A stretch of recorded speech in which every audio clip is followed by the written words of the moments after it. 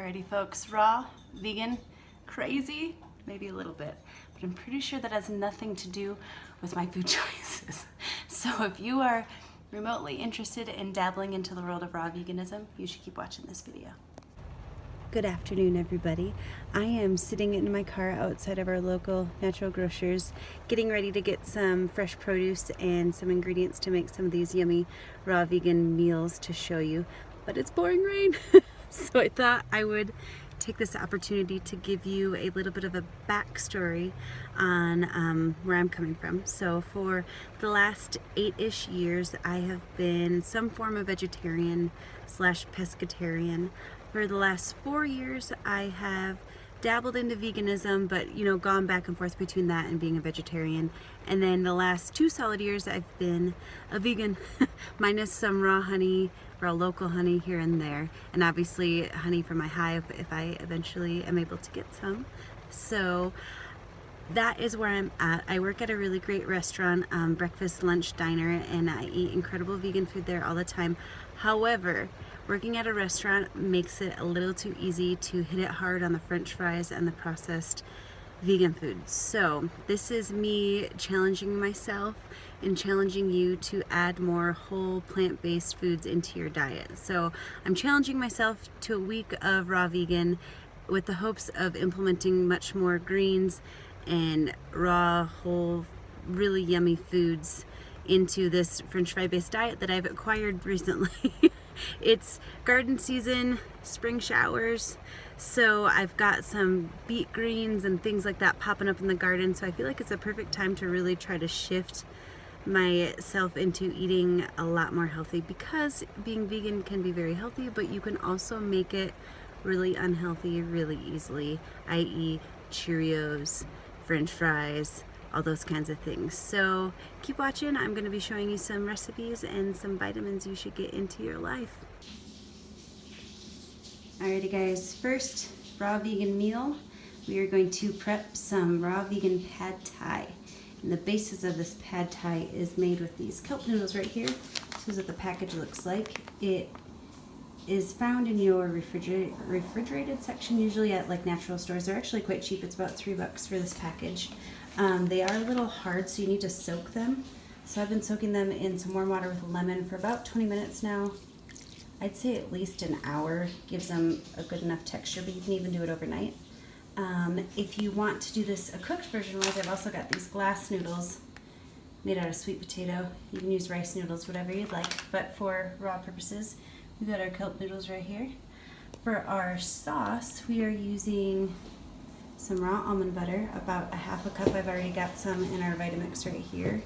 We're also going to use a whole Serrano pepper, roughly chopped, about a clove and a half of garlic, a little like thumb-sized nub of fresh ginger, and also just for the added health benefits, got just a tiny bit of turmeric right here. This, in case you didn't know, is what turmeric looks like. It's almost like a little grub, but it's super good for your immune system. We're going to use a half of a lemon, and salt and pepper, garlic powder, and onion powder to taste. We're going to blend that up with a little bit of water in our Vitamix. I'll show you what that looks like for our sauce. And then we are going to toss in some veggies. For those veggies, we've got some bean sprouts, some julienne carrots, some really thinly sliced portobello mushrooms, yellow peppers. We've got some baby spinach from our garden, and I've been trying to thin out all of our beets because I planted way too many, which is awesome. So we're going to use some of our beet greens as well. So we'll just toss it all together and probably top it with some raw cashews for some crunch. So I shall blend everything, put it together, and show you what it looks like raw-wise, and then cooked-wise sorry, that didn't even show you. Cooked-wise with these noodles, if you want it to go either route.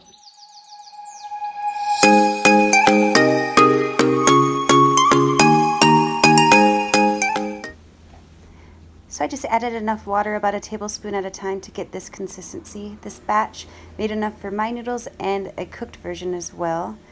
Tossed it together, and this is what she looks like. So freaking good.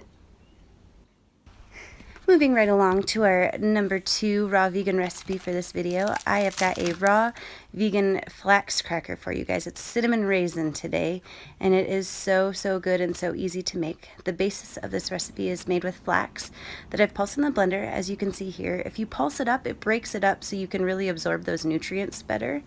So they've still got a texture, but we've got it broken just a bit. We've also got some raw sunflower seeds, a little bit more of the golden flax, some raisins, some soaked chia seeds. I've also got 2 cups of water that I'm adding 4 dates to. I'm going to blend those up to make our sweetener for the crackers, so there's no added sugar at all in this recipe.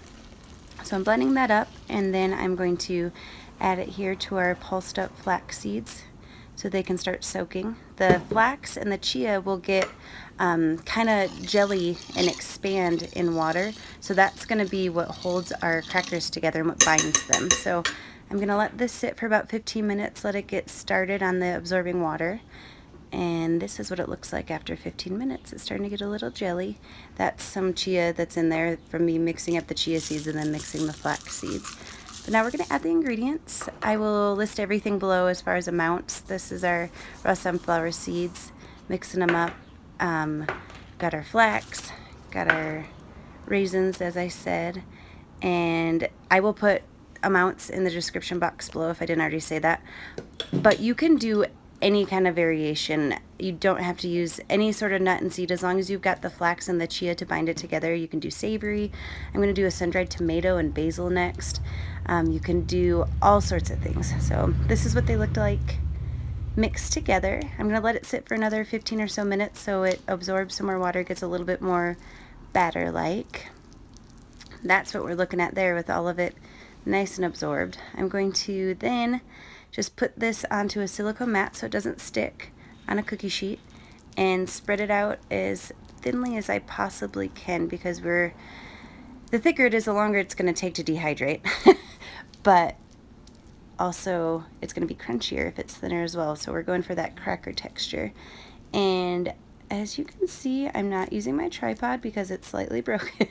So please bear with me with trying to video and do this. It took me a long time to do this with one hand and figure out what the heck I'm doing. I am clearly still an amateur. But we're spreading this around, and we're also got my oven at 150 degrees. If you have a dehydrator, that is more legit in the raw vegan world, but we're not getting too picky around here just because I'm just trying to get some healthier things into my body.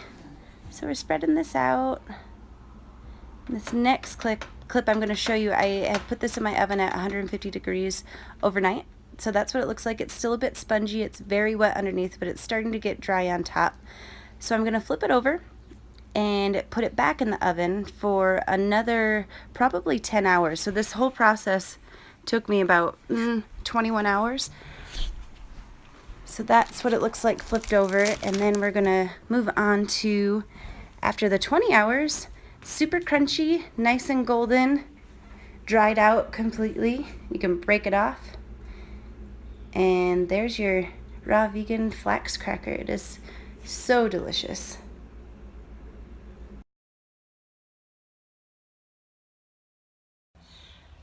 So here we've got our cracker for breakfast. I've been eating them as snacks and breakfasts almost every day. But there are about 1,000,001 ways to eat these, and 1,000,001 variations as far as flavors go. But I am really loving some almond butter or cashew butter on top of this cinnamon raisin crisp. You also could make a cashew cheese and do, like I was saying, like a tomato basil variation or something like that. The sky's the limit as far as flavors go, but these are killer, and it gives you kind of a bread texture or a carb texture, which I really crave, without having to do processed or even baked, because raw, folks. Cool, huh?